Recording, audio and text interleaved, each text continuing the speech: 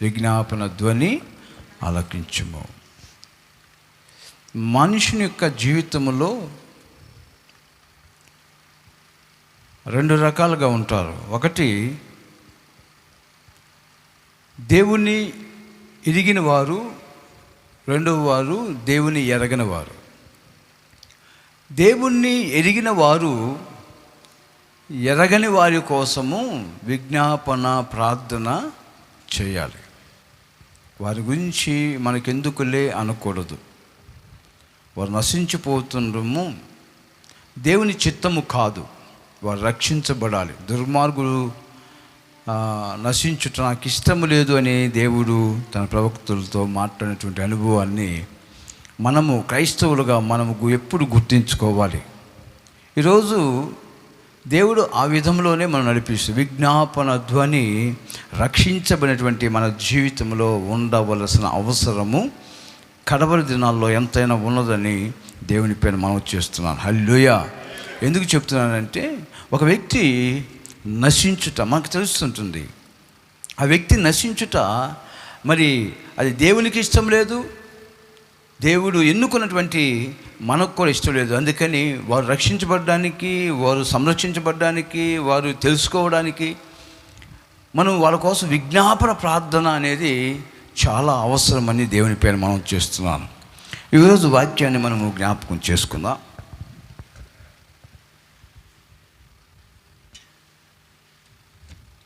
ఆదికాండము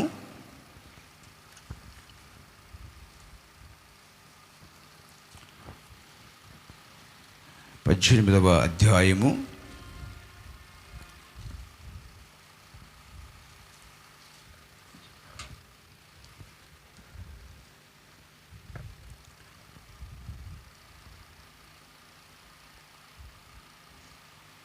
19 నుంచి చదువుకుందాం.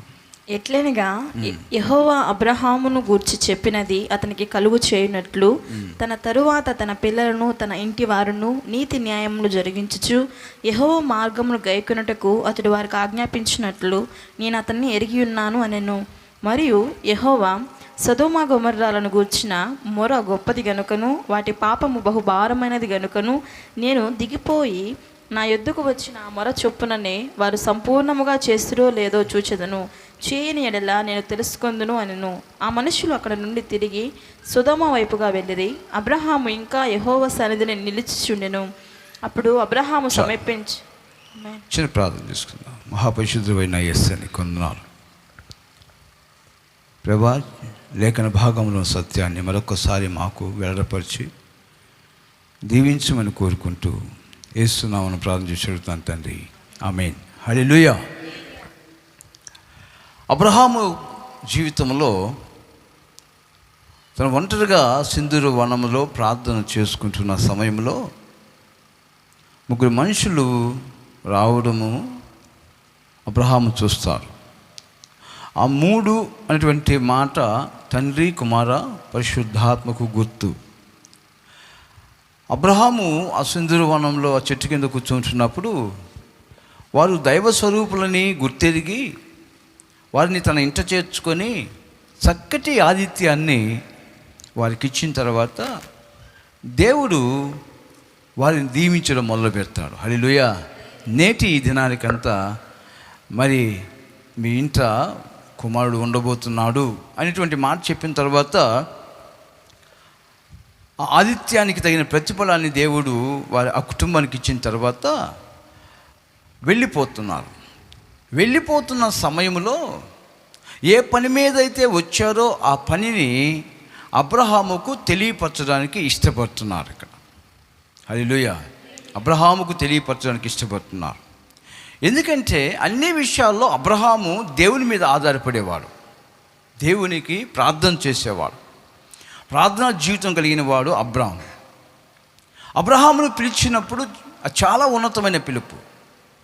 వారు విగ్రహారాధన చేసేటువంటి వారు, విగ్రహారాధనకు మరి అలవాటు పడినటువంటి వారు 12వ అధ్యాయంలో దేవుడు అబ్రహామును పిలిచినప్పుడు నాయన సత్యంలోనికి నువ్వు రా అని చెప్పినప్పుడు ఆ సత్యము వారిని స్వతంత్రులుగా చేసిందని, ఆ సత్యము వారిని నీతిమంతులుగా చేసిందని వాక్యము సెలవిస్తుంది. ఆ 12వ వచనంలో జ్ఞాపకం చేసుకుంటే, యెహోవా నీవు లేచి నీ దేశం నుండి, నీ బంధువుల యొద్ద నుండి, నీ తండ్రి ఇంటి వారి నుండి బయలుదేరి వెళ్ళుము. నిన్ను గొప్ప జనముగా చేసి నిన్ను ఆశీర్వదించి నీ నామమును గొప్ప చేయుదును. నీ నామం గొప్ప చేయుదును. దేవుడు పిలిచినటువంటి పిలుపు చాలా గొప్పది. దాన్ని వెంబడించడమే మనం తెలుసుకోవాల్సిన వారమైంటున్నాం. అబ్రహాము యొక్క జీవితంలో దేవుడు పిలిచినటువంటి ఆ పిలుపు అది ఎంతవరకు తీసుకుని వెళ్ళిందంటే, తను రక్షించబడ్డాడు, నేను కూడా అనేక మందిని రక్షించడానికి ప్రయాసపడాలి. ఆ సింధూర వనం కథ దగ్గర దేవుడు మాట్లాడిన తర్వాత ఆ 22వ వచనాన్ని జ్ఞాపకం చేసుకుంటే, ఆదికాండము 18వ అధ్యాయము 22వ వచనంలో జ్ఞాపకం చేసుకుంటే, అక్కడ నుండి తిరిగి సొదొమ వైపుగా వెళ్ళిరి. ఆ మనుషులు అక్కడ నుండి తిరిగి సొదొమ వైపు వెళ్ళిరి. అబ్రహాము ఇంకా యెహోవా సన్నిధిని అయిపోయింది. ఏ పని అయితే అబ్రహాముకు చెప్పాలనుకున్నా చెప్పేసిన తర్వాత ఆ మనుషులు వెళ్ళిపోయారు. కానీ అబ్రహాము చేసినటువంటి గొప్ప పని ఏంటంటే, అబ్రహాము ఇంకా యెహోవా సన్నిధి నిలవబడినటువంటి అనుభవం. ఇంకా అంటే ఏదో ఉంది అక్కడ, పని దేవునితో అయిపోలేదు, ఇంకా ఏదో ఉంది. ఏంటి ఆ పని అని అంటే, అబ్రహాం గురించి మనము కొన్ని విషయాలు మనం జ్ఞాపకం చేసుకోవాలి. అబ్రహాము విశ్వాసులకు తండ్రి అని పేరు, అవునా? అది ఆ మాటలోనే అర్థం ఉంది. అంతకుముందు అబ్రాము అనేటువంటి పేరుతో పిలువబడ్డాడు. అబ్రాము అనే పేరుతో తండ్రి హెచ్చించబడును అనేటువంటి అర్థం అబ్రాము అంటే. అబ్రహాము అనగా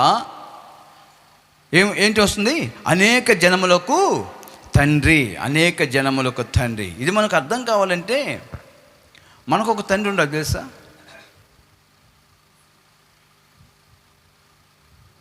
మన భారతదేశానికి ఒక తండ్రి ఉన్నాడు, జాతిపిత. అంటే మన జాతికి ఒక తండ్రి ఉన్నాడు. అంటే ఆయన స్వతంత్రం తెచ్చాడు కాబట్టి, ఆయన మనకు ఆ విడుదల తెచ్చాడు కాబట్టి ఆయనకు ఒక పేరు జాతిపిత అని. కానీ క్రైస్తవులకు అబ్రహాము సంతానమునకు ఒక తండ్రి ఉన్నాడు. ఎవరైతే యేసుని ఎరగడానికి, సత్యం తెలుసుకోవడానికి ప్రయాసపడతారో వాళ్ళ మరొక తండ్రి ఉన్నాడు. ఎవరంటే ఆయన అబ్రహాము ఎందుకు అంత ఆశీర్వాదం పొందుకున్నాడు, అనేక జనములకు తండ్రి అంటే, దేవునితో సహవాసం చేశాడు. ఎవరితో చేశాడు? అబ్రహాము దేవునితో సహవాసం చేశాడు. దేవుడు గొప్ప సాక్ష్యాన్ని మరి అబ్రహాము పక్షమున కలిగి ఉన్నారు. ఎవరైనా ఫ్రెండ్ని పరిచయం చేసేటప్పుడు, ఇప్పుడు నాతో కూడా చాలా గొప్పగా చదువుకున్నవాడికి ఎవరన్నా వారిని, ఆ చదువుకున్నవాడు నా ఫ్రెండ్ అని చెప్పుకుంటాను, గొప్ప వ్యక్తిని చూపించి. ఆ గొప్ప వ్యక్తి మరి చిన్నవాడిని చూసి ఇతను నా ఫ్రెండ్ అని చెప్తాడా?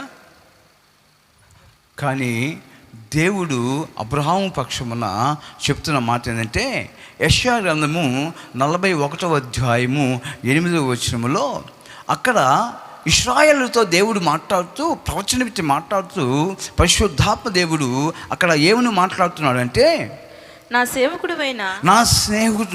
సేవకుడువైన ఇశ్రాయేలు నేను ఏర్పరచుకున్నటువంటి యాకోబు నా స్నేహితుడైన అబ్రహాము సంతానమా అని పిలుస్తున్నారు. ఇప్పుడు దేవుడికి స్నేహితుడు ఎవరు? అబ్రహాము స్నేహితుడు ఎవరికి? దేవుడు చెప్తున్న మాట ఇది, నాకు ఇతను స్నేహితుడు. ఎంత గొప్ప సాక్ష్యమో కదా. మనం అలాంటి సాక్ష్యమును కలిగి ఉండడానికి ఒకే ఒక మార్గము ప్రార్థనా జీవితం. ప్రతి విషయంలో విజ్ఞాపన ప్రార్థనను మనం కలిగి ఉండడానికి, నశించు వారి పట్ల మనకు ఒక బాధ్యత కలిగి ఉండాలి.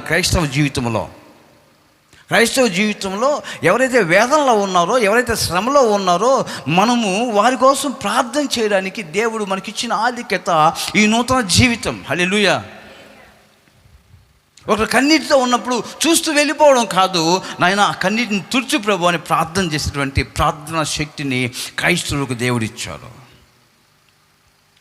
వెళ్ళిపోవడం కాదు, చూసి వెళ్ళిపోవడం కాదు, చేతనైన సహాయం చేయడానికి మనసు కఠినం చేసుకుని వెళ్ళిపోవడం కాదు. క్రైస్తవ జీవితం అంటే వారి కోసం ప్రార్థన చేయాలి, వారి కోసం విజ్ఞాపన చేయాలి, వారు క్షేమకరమైన పరిస్థితిలో ఉండడానికి ప్రార్థన జీవితాన్ని మనకు కలిగి. అందుకని అబ్రహామును దేవుడు తను అంటున్నాడు నా స్నేహితుడు, ఎందుకంటే మానవుని పట్ల ఆ ప్రేమ కలిగిన వ్యక్తి. హల్లెలూయా. యాకోబు కూడా మంచి సాక్ష్యం ఇస్తున్నాడు కొత్త నిబంధన గ్రంథంలో. యాకోబు పత్రిక 2వ అధ్యాయం 23వ వచనంలో అక్కడ అంటున్న మాట అబ్రహాం గురించి.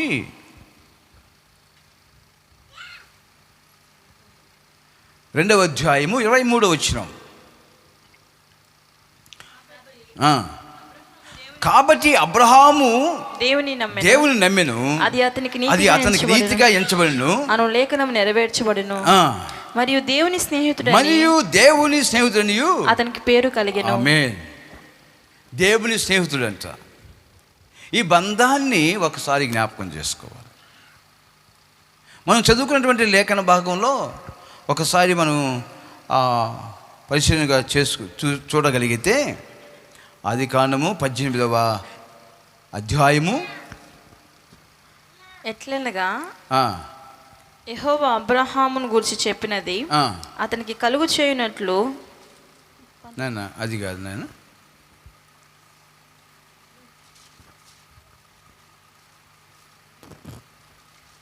17. అప్పుడు యెహోవా నేను చేయబోవు కార్యము అబ్రహాముకు దాచెదనా. అబ్రహాముకు దాచెదనా. ఏదైనా ఒక సీక్రెటు ఎవరితో చెప్పుకుంటామంటే ఒక స్నేహితునితోనే చెప్పుకుంటాం. ఎవరైతే ప్రేమిస్తారో, ఎవరైతే నమ్మకంగా ఉంటారో వారికి చెప్పుకుంటాం. ఆ నమ్మకమైన స్నేహితుడు ఎవరు అని అంటే దేవుని దృష్టిలో అబ్రహామే. తను ఏ పని మీద వచ్చాడో ఆ పనిని చెప్పడానికి నమ్మకమైన వ్యక్తి ఎవరు అని అంటే అబ్రహాం అని పిలిచింది. అందుకని అబ్రహాముతో మాట్లాడతాడు దేవుడు.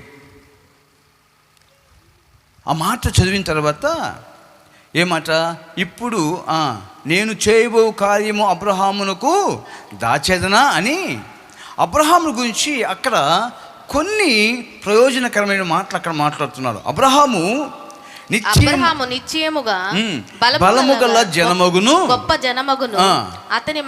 అతని మూలముగా భూమిలోని సమస్త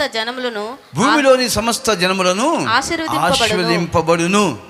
ఇక్కడ ఏం చెప్పాడంటే అబ్రహాం గురించి తెలుసా, ఇతనికి అన్నీ నేను చెప్తా, ఇతని ద్వారా అనేక మంది ఆశ్రయించబడతారు అని చెప్పాడు కదా. కానీ దేవుడు వచ్చింది ఏ పని మీద వచ్చాయంటే సొదొమ గొమొర్ర పట్టణంలో ఉన్నటువంటి వారిని నాశనం చేయడానికి వచ్చాడు. అబ్రహాంతో ఏం చెప్తున్నాడు, ఇతని ద్వారా భూమి మీద అనేకమైన జనములు ఆశ్రయించబడతారు. ఆ చెప్పిన తర్వాత ఆశ్రదించే జనము ఇప్పుడు ఏం చేయాలంటే నీ ద్వారా ఆశించబడతాడు అనేటువంటి క్లూ అబ్రహాముకు దేవుడు అందించాడు. అర్థమైందా? నేనైతే నాకు ఉద్దేశం ఉంది, నేను పాపం నేను సహిస్తూ ఉండలేను, కానీ నువ్వేం చేయాలా, బ్రతిమలాడాలా, నువ్వేం చేయాలా, విజ్ఞాపన చేయాలా. అందుకనే నీ ద్వారా వాళ్ళు భూమి మీద జనము ఆశించబడుతుంది. అది చెప్తూ నేను వచ్చిన పని సొదొమ గొమొర్రను నాశనం చేయడానికి. దేవుడు చెప్పినట్టు నిజంగా దేవుడు యొక్క జ్ఞానాన్ని అబ్రహాము దాన్ని వెంటనే పరిశీలించి అయ్యా అని బ్రతిమలాడడం మనం చూస్తాం. నువ్వు ఆశ్రయించామని చెప్పావు, బాగానే ఉంటుంది, కొంచెం నువ్వు పాపం నాశనం చేయడానికి వచ్చావు, మాకు వాళ్ళు రక్షించబడడానికి నేను ప్రార్థన చేస్తున్నా. అందుకని ఆ సంభాషణ జ్ఞాపకం చేసుకుంటే 24వ వచనంలో ఆ పట్టణంలో ఒకవేళ 50 మంది నీతిమంతులు ఉండిన యెడల దానిలోనున్న 50 మంది నీతిమంతులున్న నిమిత్తము ఆ స్థలమును నాశనము చేయక తప్పు కాయవా. ఇక్కడ ఈ యొక్క వాక్యములో దేవుని సన్నిధిలో నిలబడినటువంటి ఆ యొక్క విధానం ఏంటంటే, వచ్చిన పని దేవుడు అబ్రహాముతో చెప్పేశాడు, కానీ ఇంకా అబ్రహాము దేవుని సన్నిధిలో నిలబడి ఉన్నాడు. ఏంటి, ఎందుకు నిలబడ్డాడు అని అంటే, మనము నశించున్న వారి పట్ల భారము కలిగి ఉండాలి. వచ్చిన పని అయిపోయింది కదా, దేవుడు వచ్చాడు, అబ్రహాముతో మాట్లాడు, నేను వచ్చింది సొదొమ గొమొర్రా పట్టణంలో నాశనం చేయడానికి. సొదొమ గొమొర్రా పట్టణంలో ఇప్పుడు ఎవరున్నారు? లోతున్నాడు. వెరీ గుడ్, లోతున్నాడు. లోతు ఎవరు అని అంటే, తన అన్న కుమారుడు, తన సహోదరుడు.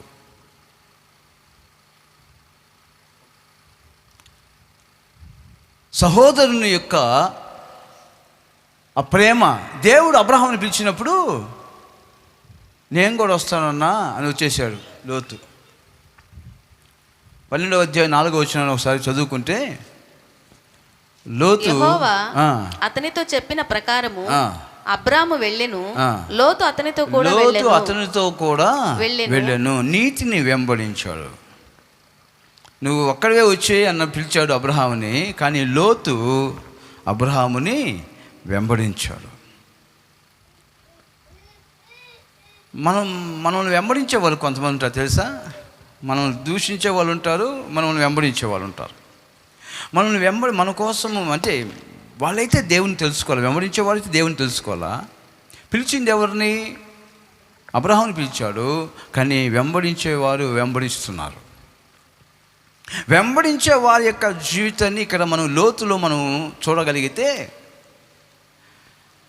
వెంబడించాడు అబ్రహాముని, బాగా ఆస్తులు బాగా వచ్చాయి, ఒక ఉన్నతమైన స్థితికి వచ్చేశారు. ఎక్కడికి వెళ్తే అక్కడికి వెళ్ళిపోతున్నాడు అబ్రహాము, ఎక్కడుంటే అక్కడ లోతు ఉంటున్నారు. అందుకని 19 వచనంలో కూడా జ్ఞాపకం చేసుకుంటే, 18లో జ్ఞాపకం చేసుకుందాం. అప్పుడు ఫరో, అక్కడ కాదు, 13 అధ్యాయం మొదటి వచనాలు. అబ్రాముకు తనకు కలిగిన సమస్తమును, తన భార్యను, తనతో కూడానున్న లోతును వెంటబెట్టుకొని ఐగుప్తులో నుండి నెగేబునకు వెళ్ళెను. అక్కడ దేవుడు ఆశ్రయించాడు అతన్ని. ఎంతగా ఆశ్రయించాడంటే, అతనికి పశువులు ఉన్నాయి, వాళ్ళకి గొర్రెలు ఉన్నాయి, వారికి పనివారిని ఏర్పాటు చేసుకున్నారు, గొప్ప ఆస్తి గల వారు అయిపోయారు. కానీ ఇక్కడ ఏంటంటే, అబ్రహాముదే, లోతుదే. కానీ వీళ్ళ కాపర్లకి వాళ్ళ కాపర్లకి గొడవ వచ్చింది.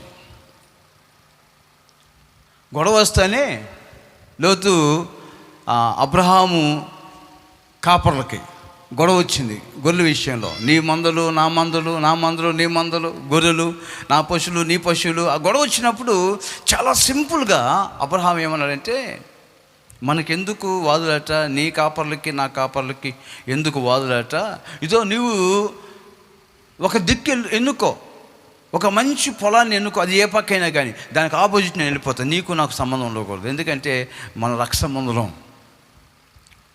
నీకు నాకు తగువులు ఎందుకు, నువ్వు ఏది కోరుకుంటావు దాన్ని ఆ పక్కన వీళ్ళు వెళ్ళిపో, ఇంకో నేను పక్కన వెళ్ళిపోతానని సమాధానపడి వెళ్ళిపోయాడు.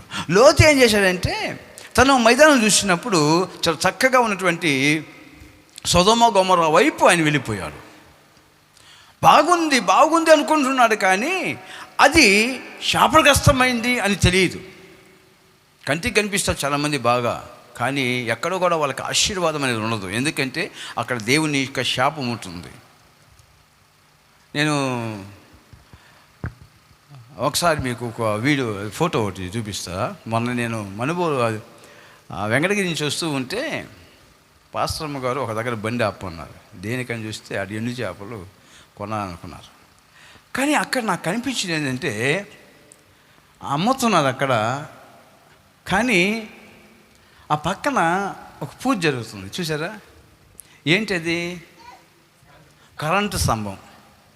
కరెంటు స్తంభానికి మా దేవత ఈమె, మా దేవుడు ఈమెని కింద మరి దానికి ఒక సాంబ్రాన్ని ఇది పెట్టి, అంటే నేటి దినంలో కూడా మానవుని యొక్క ఆలోచన ఎలా ఉన్నది అని అంటే మనకు అర్థమైపోతుంది కదా. కరెంట్ స్తంభం కూడా దేవుడేనా? ఇంకొంతకాలానికి ఆ కరెంట్ స్తంభం పై వరకు ఇరుగు పడిపోయింది అనుకో, ఆ మొక్కు ఉంటే దానికి పూజ చేస్తాను అనుకుంటా. అంతేనా?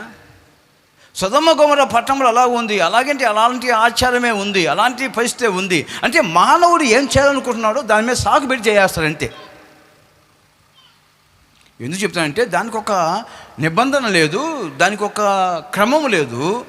మానవుని యొక్క ఆలోచన ఏం చేయాలనుకుంటున్నాడో, ఇదో మా దేవుడు ఇలా చెప్పాడు అని మానవుని ఆలోచన దాని మీద రుద్దేసి ఆ పాపం చేసేయడమే. నే దినాలు అలా జరుగుతుంది. వ్యాపారానికి సహాయం చేసింది ఎవరు? జలచరాలు కలుగు చేసింది ఎవరు? మానవుని కలుగు చేసింది ఎవరు? దేవుడు కదా. అది దేవుడిని ఆరాధిస్తున్నారా, కరెంట్ స్తంభాన్ని ఆరాధన చేస్తున్నారా? మానవుని యొక్క మేధస్సు ఏ విధంగా మనం తీసుకువెళ్తుందో, అందుకని దేవుని మీద ఆధారపడాలి. సొదొమ గొమొర్రా పట్టణంలో ఉన్నవారు వారి స్వార్థం నిమిత్తము ఎలాగైనా కానీ చేయడానికి ఇష్టపడడానికి వాళ్ళు తీర్మానం చేసుకున్నారు. ఆ ప్రాంతంలో ఎవరున్నారంటే లోతు ఉన్నాడు. లోతు ఉన్నాడు. ఒకసారి రాజులు వచ్చి కొంతమంది ఆ ప్రాంతంలో ఉన్న వారిని అందరినీ కొల్లగొట్టుకొని వాళ్ళ భార్యలను లేకుంటే వాళ్ళ పిల్లలను వాళ్ళ కలిగిన సమస్తమును దోచుకొని వెళ్ళిపోతే ఆ విషయం అబ్రహాం చేస్తుంది. అబ్రహాం ఇదో ఇలాగా నీ రక్ష సంబంధించినటువంటి లోతుని వాళ్ళు సమస్తము దోచుకొని వాళ్ళు వెళ్ళిపోతున్నారంటే అబ్రహాము తన దగ్గర ఉన్నటువంటి 312 మందిని యుద్ధశూరుల్ని తన ఇంట పుట్టిన వారిని తీసుకొని వెళ్ళి ఆ రాజులతో పోరాడి లోతుకు సంబంధించిన వాటి అన్నిటిని తిరిగి తీసుకొచ్చి లోతుకి అప్పచెప్పుతాడు. అంటే అంత ప్రేమ లోతంటే. లోతుకి ఏమి లేదు, ఇప్పుడు రక్షణ లేదు. దేవుని గురించి తెలుసు. నువ్వు వస్తూ ఉంటే గుడికి చాలామంది పోక అని చెప్తారు, కానీ పోక అని చెప్పే వాళ్ళకి ఏమి లేదంటే రక్షణ లేదు. అబ్రహాము ఈరోజు శాపం వస్తుంది, నేను వెళ్ళి ఆ సొదొమ గొమొర్రా మీద అగ్ని గంధకంలో నేను కురిపించబోతున్నాను అని చెప్పిన తర్వాత అబ్రహాముకి ఏమొచ్చిందంటే ఒక భారం కలిగింది. అయ్యో, ఈ శ్రమలో లోతు కుటుంబము కాలిపోతారేమో, అందుకని దేవుని దగ్గర భారము కలిగి నాన్న రక్షించు ప్రభువా అని ప్రార్థన చేస్తా. ఎంతమంది ఉంటే 50 మంది ఉంటే రక్షిస్తావా? తర్వాత 45 మంది ఉంటే రక్షిస్తావా? తర్వాత 40 మంది ఉంటే రక్షిస్తావా? తర్వాత 30 మంది ఉంటే రక్షిస్తావా? తర్వాత 20 మంది ఉంటే రక్షిస్తావా అని బ్రతిమలాడుకుంటాడు. దీన్నే విజ్ఞాపన ప్రార్థన అంటాం. విజ్ఞాపన ప్రార్థన అంటే అయ్యా బ్రతిమలాడుకోవాలి. నీ రక్త సంబంధులు కావచ్చు, నీతో కలిసి పుట్టినవారు కావచ్చు, లేకుంటే నీ ప్రాణ స్నేహితులు కావచ్చు, లేకుంటే నీ పక్కన వారు నీకు అన్నిటి విషయాల్లో ఆదుకునేవారు కావచ్చు. కానీ రక్షించబడిన నీవు ఒక దినాన మరణం అనేది అందరికీ వస్తుంది, వాళ్ళకి వస్తుంది, మనకి వస్తుంది. మనం రక్షించబడ్డాం కాబట్టి దేవుని సన్నిధికి వెళ్తాం. హల్లెలూయా. వాళ్ళు ఎక్కడికి వెళ్తారు? దేవుని రక్షణ ఎరిగిన వారు మార్కు 16:16 ప్రకారము వారు వినలేదు కాబట్టి, వారు నమ్మలేదు కాబట్టి వారి శిక్షకు పాత్రులని వాక్యం సెలవిస్తుంది. వాళ్ళు ఇప్పుడు ఎక్కడికి వెళ్తారంటే నరకానికి వెళ్ళిపోతారు. ఆ నరకం నుంచి తప్పించబడే భారం ఎవరి మీద ఉంటుందంటే రక్షించబడినటువంటి మన జీవితంలో ఆ భారం ఉంటుంది. దేవునికి వెళ్ళారు. అయ్యా ఒకసారి జ్ఞాపకం చేసుకో ప్రభువా, వారికి రక్షణ దయచేయి ప్రభువా. నువ్వు చెప్పాల్సిన అక్కర్లేదు, నువ్వు విజ్ఞాపన ప్రార్థనలోనే అది దేవుడు ఆలకిస్తాడు. హల్లెలూయా. నువ్వు వారికి నేరుగా దేవుని గురించి వాళ్ళకి చెప్పడానికి దేవుడు అనేక మందిని అనేక దఫాలుగా వాళ్ళకి తెలియపరుచుంటాడు. నువ్వు చేయాల్సింది ఏంటంటే ప్రియ సంగమా, వారి కోసం విజ్ఞాపన ప్రార్థన చేయాలి, కన్నీటి ప్రార్థన చేయాలి. అయ్యా వారు నశించుట ప్రభువా, నాయన నాకు ఇష్టం లేదు ప్రభువా, నీతిమంతులుగా మార్చడానికి ప్రయత్నం చేయనప్పుడు నీ రక్షకుడైన యేసుక్రీస్తు వారు నీతిమంతులుగా మార్చడానికి లోకానికి వారు చేసిన పాపములన్నీ యేసుక్రీస్తు నామములో ఒప్పుకుంటే ఆ పాపములు పరిహరించబడతాయని సత్యాన్ని వాళ్ళకి తెలియపరిచినప్పుడు అక్క నువ్వేం చేయలేదు, ఈ శ్రమను నీలోంచి పోవాలంటే, దేవుని యొక్క ఉగ్రతని మించి దూరం అవ్వాలంటే యేసుక్రీస్తుని అంగీకరించక్క. యేసుక్రీస్తుకి నీ హృదయంలో స్థానం ఇవ్వు, ప్రార్థన చేయ ప్రతి విషయంలోని దేవునికి దేవుని యొక్క మాటలు మనము ఆ బిడ్డలకు చెప్పగలిగితే, ఆ రక్త సంబంధులకు లేకుంటే నీ స్నేహితులకు, ప్రాణ స్నేహితులకు నువ్వు చెప్పగలిగితే దేవుని నిర్ణయము మార్చుకుంటాడేమో. హల్లెలూయా. మార్చుకునే కదా యేసు ప్రభుని మన మధ్యకు పంపించింది. ఆ ఉగ్రతను మన మీద కుమ్మరించలేక ఆయన తన ప్రేమను తనే సిలువలో ప్రాణం పెట్టి రక్షణకు కర్త అయ్యాడు. హల్లెలూయా. లోతు పట్ల భారము కలిగినటువంటి విజ్ఞాపన ప్రార్థన చేశాడు. రెండవది జ్ఞాపకం చేసుకుంటే ఆదికాండం 18వ అధ్యాయం 22వ వచనంలో ఆ మొదటి పని 1, 2వ తలంపు. అబ్రహాము ఇంకా దేవుని సన్నిధిలో నిలిచుండెను. దానికి కారణం ఏంటో తెలుసా? 1, అబ్రహాము యొక్క క్షేమకరమైన పరిస్థితిని బట్టి, అయ్యా అతను రక్షించబడ్డానికి నేను విజ్ఞాపన చేశాను. రెండవది జ్ఞాపకం చేసుకుంటే దేవునికి బిడ్డరా 24వ వచనంలో, ఆ పట్టణంలో ఒకవేళ 50 మంది నీతిమంతులుండిన ఎడల దానిలోనున్న 50 మంది నీతిమంతుల నిమిత్తము ఆ స్థలమును నాశనము చేయక కాయవా. ఆ స్థలమును నాశనము చేయక కాయవా. ఇప్పుడు ఒక పట్టణంలో దేవుని ఎరగిన వారి కోసం రక్షణ చేయాలి. ఆ పట్టణము మీదకి దేవుని ఉగ్రత రాబోతుంది కాబట్టి ఆ పట్టణము క్షేమం కోసం కూడా మనం ప్రార్థన చేయాలి.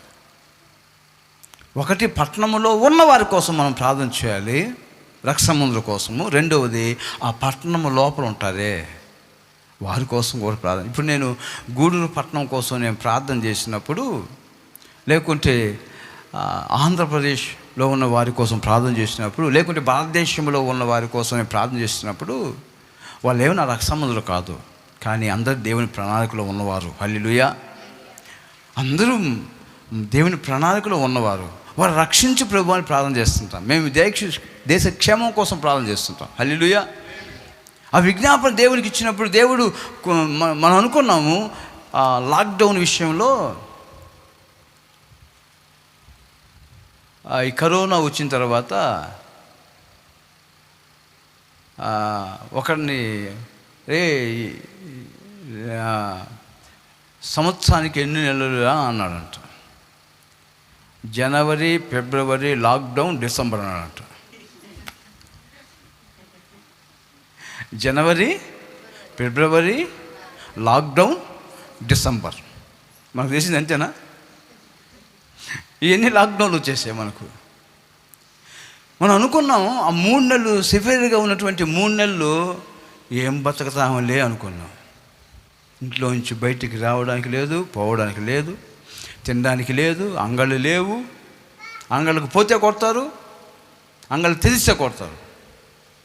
మానవుని యొక్క మనుగడ బయటికి పోతే జబ్బు. మనం చూసాం, ఇదో ఏడకి పోయింటే ఇదో చిట్రాల జబ్బుకి ఎవరో చనిపోయారంట, ఆడ చూడడానికి పోయించారు, ఇదో ఈ ఇంటికి మొత్తం వచ్చేసింది. ఇప్పుడు మనం దేనికోసం ప్రార్థన చేయాలి?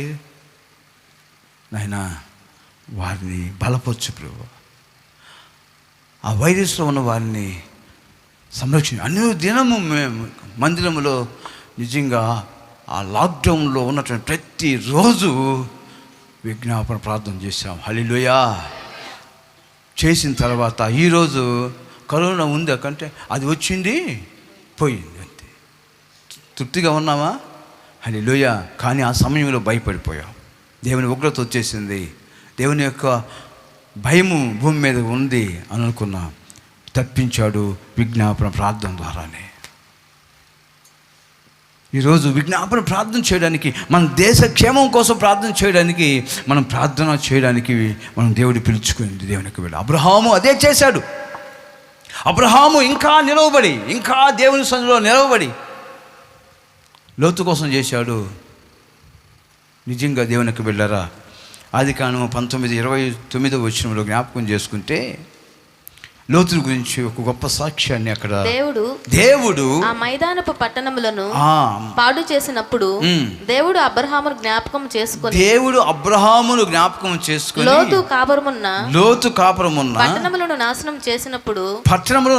చేసినప్పుడు ఆ నాశనము మధ్యన లోతు నశించకుండా అతన్ని తప్పించాను. ఎవరి ప్రార్థన వలన? అబ్రహాము ప్రార్థన వలన దాని మీదకైతే ఉగ్రత అయితే వచ్చింది, కానీ దాంట్లో నుంచి దేవుడు ఎవరు రక్షించాడంట? మనం ఎవరి కోసమైతే విజ్ఞాపనం చేశామో ఆ విజ్ఞాపనం చేసిన వ్యక్తిని రక్షించాడు. దేవునికి వీళ్ళ చప్పరకు దేవుని మహింపరుచుకుందాం. నీ విజ్ఞాపన ప్రార్థనలో ఎవరి రక్షణ కోసం అయితే నువ్వు ప్రార్థన చేస్తున్నావో, ఎవరి క్షేమం కోసం అయితే ప్రార్థన చేస్తున్నావో, దేవుని నిర్ణయంలో జరగాల్సింది జరుగుతున్నప్పటికి కూడా నీ ప్రార్థనను బట్టి దేవుడు నువ్వు ప్రార్థన చేసిన వారి యొక్క జీవితంలో రక్షణ కలుగు చేయు సామర్థ్యము కలిగిన దేవుడు అని దేవుని పేరు మనం చేస్తున్నాం. నీ ప్రార్థన ఎవరి కోసమైతే నువ్వు చేస్తున్నావో ఆ ప్రార్థనలో దేవుడు బలం నుంచి ఈ మాట రాయించాడు. దేవుని యొక్క బిడ్డలారా, అంతేకాదు ఆ యొక్క ప్రాంతం గురించి రాస్తున్నారు. ఆ స్థలమును నాశనము చేయకుండా కాయుదువా. ఆ స్థలమును అక్కడే బతులాడుకుంటున్నాడు. 50 మంది ఉంటే రక్షిస్తావా ఆ స్థలాన్ని? సరే, 50 మంది ఉంటే రక్షిస్తాను. ఏమనుకోబాక దేవా, ఇంకొకసారి 45 మంది ఉంటే సరే రక్షిస్తాను నా దేవుడు. నేను బూడిద లాంటి వాడిని, నేను పనికిరాని వాడిని, ఇంకొకసారి అడుగుతుందా? 40 మంది ఉంటే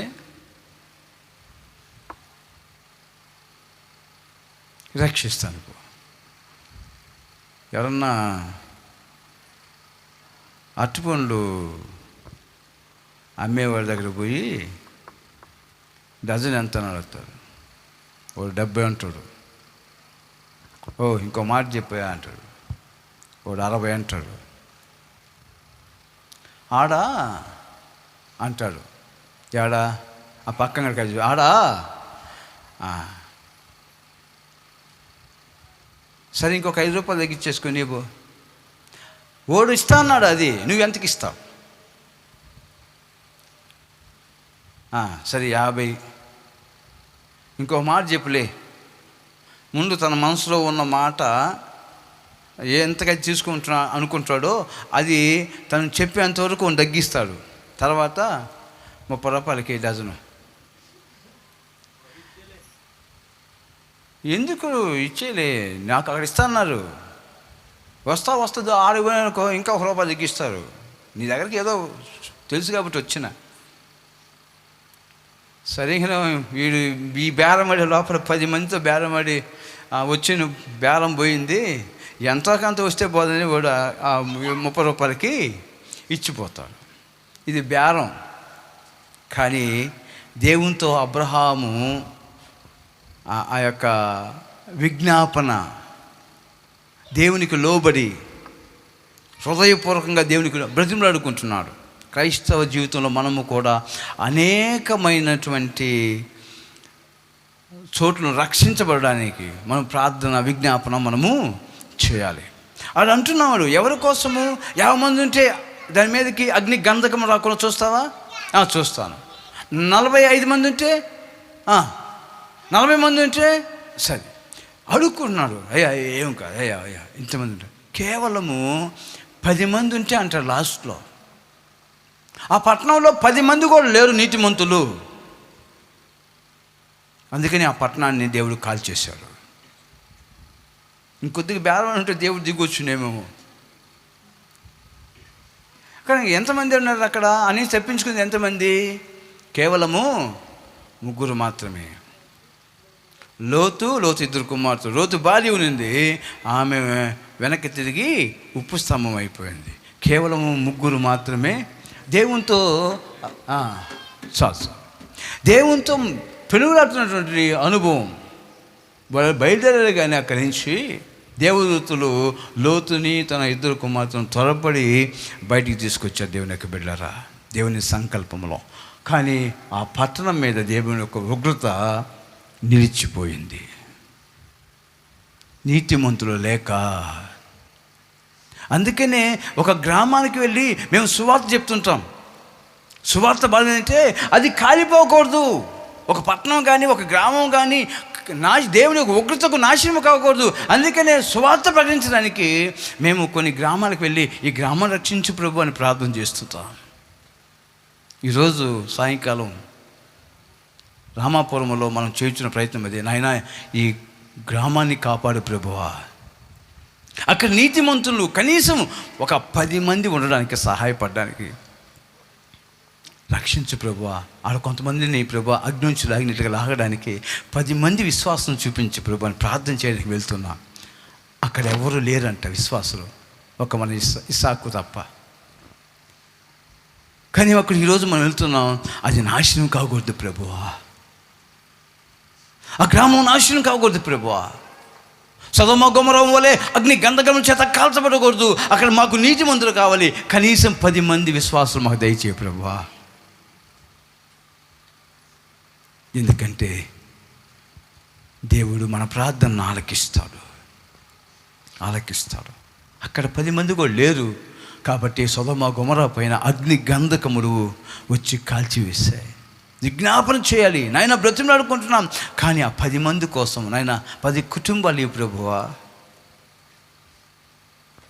ఆ గ్రామంలో మేము వెళ్ళి సువార్త చేసే గ్రామంలో 10 కుటుంబాలు ఇవి ప్రభువా. మేము వెళ్ళి ప్రార్థన చేసే ఆ సమయంలో 10 కుటుంబాలు ఇవి ప్రభువా. ఎందుకంటే 10 కుటుంబాలకు తక్కువ ఉంటే దేవుని ఉగ్రత వాటి మీదకి వస్తుంది. ఒక్కొక్క ఏరియా నుంచి మేము అడుగుతున్నాం, నాయన ఒక 10 మంది విశ్వాసం నీ ప్రభా, 10 మంది విశ్వాసం నీ ప్రభా. ఎందుకు అడుగుతున్నామంటే దేవుని యొక్క బిడ్డలు, ఆ భారం ఎవరికి ఉండాలి? అబ్రహాం భారం ఎవరు పంచుకోవాలి? నువ్వు నేనే పంచుకోవాలి. ఇంకెవరు పంచుకుంటారు భూమి మీద?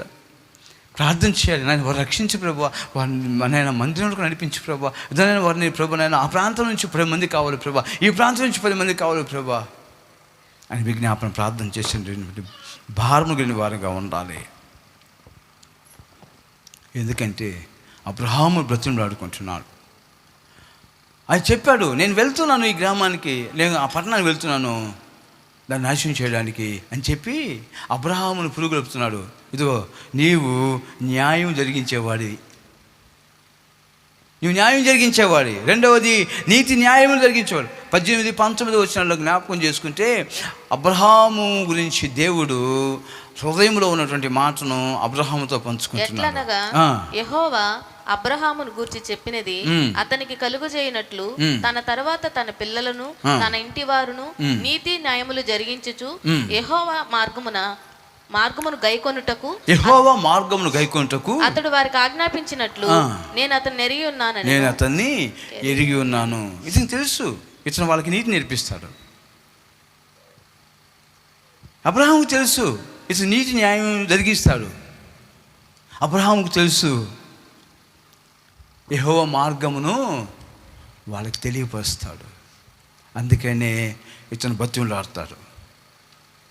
అది చెప్పిన విషయం ఎందుకు క్లూ ఇచ్చాడు దేవుడు. నేను వెళ్తున్నాను సొదొమ గొమొర్రా పట్టణానికి, దాన్ని నాశనం చేయడానికి, కానీ నువ్వు ఆశించబడ్డావు.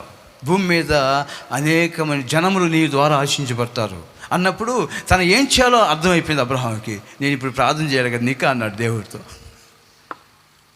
నేను బ్రతిమలాడుకోవాలి కదా నీకా, అలాగే నేను బ్రతిమలాడుకుంటా. స్నేహితునితో ఉన్నటువంటి సంబంధం వాళ్ళిద్దరు లేదు, నేను వచ్చాను నాశనం చేస్తాను, ఇది ఒక్క నిమిషం ఉండు. ఇంకా యెహోవా సన్నిధిలో నిలబడి ఒకటి లోతు కోసం ప్రార్థన చేశాడు, రెండవది ఆ పట్టణంలో ఉన్నటువంటి వారి కోసం ప్రార్థన చేశాడు, మూడవది దేవుని శక్తి తెలిసి ఆయన నిలబడ్డాడు. దేవుని యొక్క శక్తి తెలుసు, ఎందుకంటే చెప్పాడు కదా దేవుడు. వారిని బలపరుస్తూ 14వ వచనంలో వాళ్ళు నవ్వారు. దేవుడు ఇచ్చిన వాగ్దానమును వాళ్ళు ఎలా దాన్ని రిసీవ్ చేసుకున్నారంటే, శారా పక్కన చేరి నవ్వింది.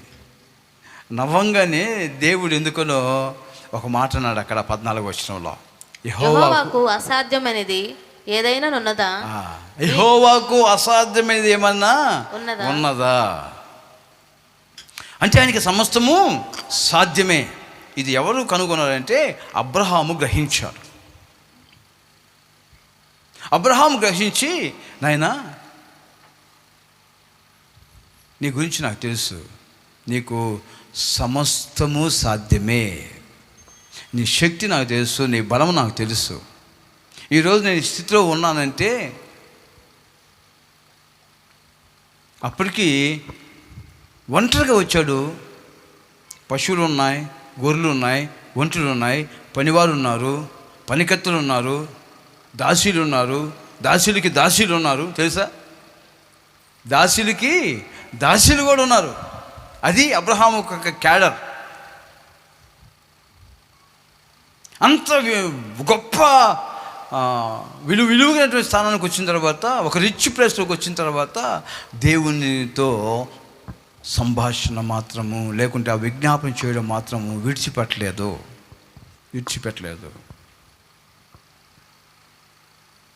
తన స్థితి ఎంతున్నా కానీ దేవుని ముందు తను తగ్గించుకున్న అనుభవాన్ని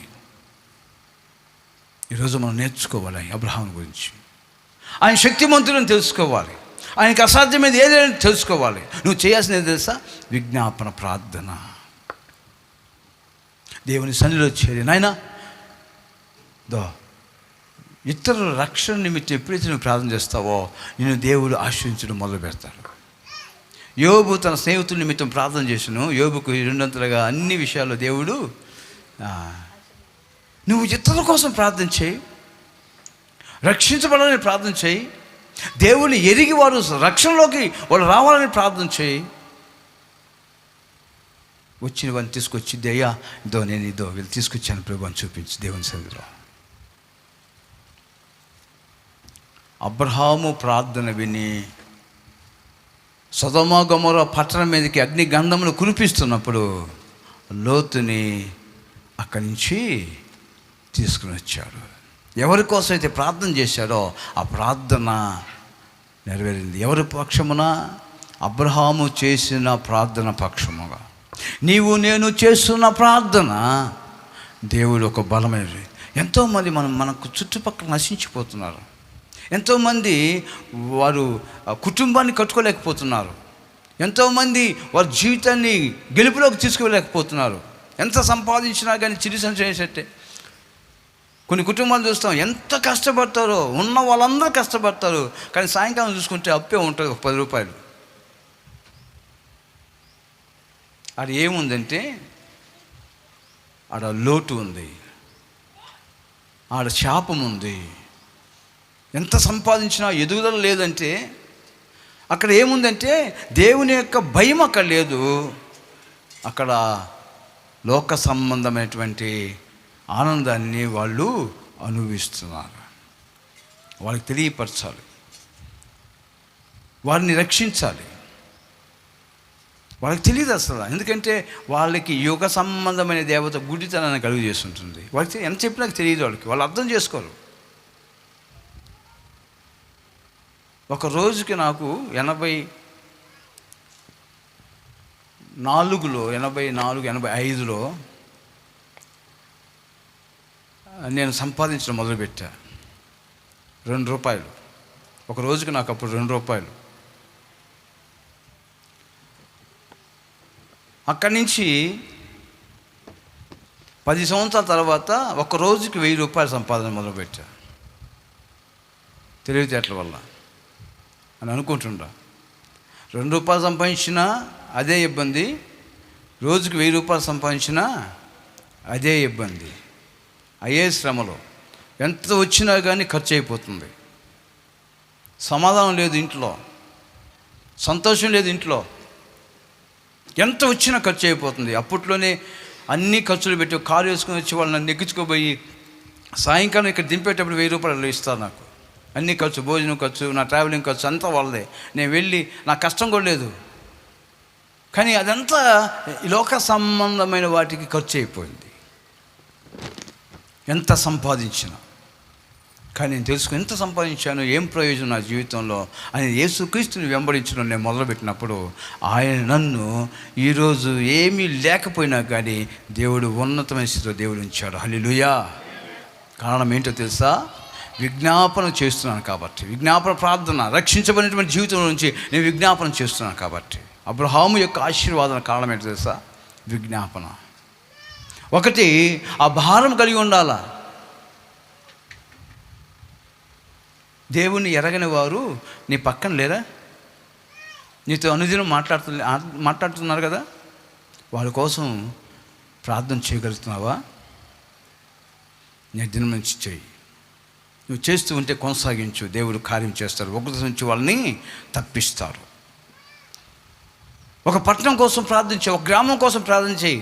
అయ్యా అక్కడ 10 మందినా కనీసం ముందు దేవుడి దగ్గర ఆశించింది 50 మంది అన్నాడు. ఒక పట్టణంలో ఎంతమంది ఉన్నారంట? 50 మంది ఉంటే, అంటే అక్కడి నుంచి దేవునితో మొదలుపెట్టాడు. 50 మంది ఖచ్చితంగా ఉండాలి. 50 కుటుంబాలు ఖచ్చితంగా ఆ ప్రాంతంలో దేవుని యొక్క బిడ్డలుగా ఉండాలి. అది దేవుని నిర్ణయం. కానీ కొన్ని గ్రామాల్లో ఇప్పటికి ఉంటాయి, మా గ్రామంలో క్రైస్తవులు లేరు, మీరు సువార్తకు రాబడలేదు. ఎస్, మనం ఏం చేస్తాం? పాదములక దుమ్ము దులిపి రిటర్న్ దేవుని తీర్పు తీస్తారు. కానీ ఎవరైతే అంగీకరిస్తారో వారు ఆశించబడతారు, ఉగ్రత నుంచి తప్పించబడతారు. ఈ దినము దేవుని యొక్క బిడ్డలారా, 3 విషయాల గురించి దేవుడు మాట్లాడు. దేవుని సన్నిధిలో వచ్చిన పని చెప్పేసి వెళ్ళిపోతున్నాడు వాళ్ళ పని కోసము. కానీ అబ్రహాము కొంతసేపు ఆగాడు. ఇంకా అనేటువంటి మాట, అబ్రహాము ఇంకా దేవుని సన్నిధిలో నిలబడిను. ఒకటి, దేనికోసం నిలబడ్డాడు? లోతు విషయం భారము కలిగి దేవునికి విజ్ఞాపన చేయడానికి నిలబడ్డాడు. ఇంకా దేవుని సన్నిధిలో నిలబడినటువంటి కారణం తెలుసా? ఆ గ్రామ ప్రజల క్షేమం నిమిత్తము, ఆ పట్టణము క్షేమము నిమిత్తము బ్రతిమలాడడం కోసం నిలబడ్డాడు. 3వ కారణం ఏంటో తెలుసా? దేవుని బలము తెలుసు కాబట్టి దాన్ని బలపరుచుకోవడం కోసం. నీకు అసాధ్యమేది ఏమైనా ఉందా ప్రభువా? నీకు అసాధ్యమేది ఏమైనా ఉందా? లోతుని రక్షించగలుగుకున్నాడు. హల్లెలూయా. లోతుని ప్రాణాలతో రక్షించుకున్నాడు. అది దేవుని మీద ఉన్నటువంటి, ఏ వ్యక్తి కోసం అయితే నువ్వు ప్రార్థన చేస్తున్నావో, ఏ కార్యం కోసం అయితే నువ్వు ప్రార్థన జీవితాన్ని అనుభవిస్తున్నావో, ఇప్పుడు నువ్వు రావచ్చు, మీకోసం విజ్ఞాపన చేస్తున్నావు సంఘం. హల్లెలూయా. దో పలానా అక్క వచ్చింది, దో పలానా చెల్లు వచ్చింది, నైనా వారు క్షేమకరంగా ఉండాలి ప్రభా, వాళ్ళు బాధలు పోవాలి ప్రభా, అయ్యా వారు ఆశ్చర్యకరంగా మారాలి ప్రభా, వారు రక్షించబడాలి ప్రభా, నీ ఉగ్రత వాళ్ళ మీదకి రాకుండా కాపాడు ప్రభా అని ప్రార్థన చేసే గుంపే క్రైస్తవ గుంపు. ఈ జ్ఞాపన ప్రార్థన చేస్తాం మేము, మీ క్షేమం కోసం, అన్ని జనుల క్షేమం కోసం, తోవ తప్పిన వారి కోసం, పాపంలో జీవిస్తున్న వారి కోసం, శాపంలో ఉన్న కోసం ప్రార్థన చేసేటువంటి గుంపుగా దేవుడు మనం ఎన్నుకున్నాడు. దాన్ని గుర్తెరిగి ఈరోజు ఈ వాక్యాన్ని మనకి ఇచ్చాడు దేవుడు. హల్లెలూయా. ప్రార్థన చేద్దామా? మన మధ్యలోనే ఉన్నారు కొంతమంది, వారి క్షేమం కోసం ప్రార్థన చేద్దాం. ఆ అక్కలు ఎంత బాధతో వచ్చినారో, లేకుంటే ఆ సహోదరు ఎంత బాధ వచ్చిందో, నాయనా వారి బాధలు నాయనా తీర్చు ప్రభా. ఎస్, మా మధ్యకు నడిపించావు ప్రభా. ఈరోజు అబ్రహాముకు ఉన్న భారం, అబ్రహాముకు ఉన్నటువంటి నాయనా ఆ యొక్క విజ్ఞాపన, అబ్రహాముకు ఉన్నటువంటి నీ మీద ప్రేమ ప్రభా ఈరోజు మాకు వెల్లడిపరిచావు. మేము కూడా అలాంటి విజ్ఞాపన చేస్తున్నాం ప్రభా. మా సంఘాన్ని అభివృద్ధిపరచండి, సంఘక్షేమాన్ని ప్రభా నాయన కలిగి ఉండడానికి సహాయం చేయమని కోరుకుంటున్నాం. ఆయన వచ్చిన ప్రతి బిడ్డను ప్రభా మీరు జ్ఞాపకం చేసుకోండి. చిన్న ప్రార్థన చేసుకున్నాం. పరిశుద్ధ ప్రేమగలుగుతుంది యేసుని కొన్నాడు. చెప్పబడిన లేఖనము ప్రభా మా జీవితాల్లో నెరవేరి ప్రభునైనా అనేక మంది ప్రభు రక్షించబడడానికి, అగ్రహించి లాగినట్లుగా కొంతమంది లాగడానికి సహాయం చేసి బలపరచమని యేసుక్రీస్తు నామమున ప్రార్థన చేసి తండ్రి.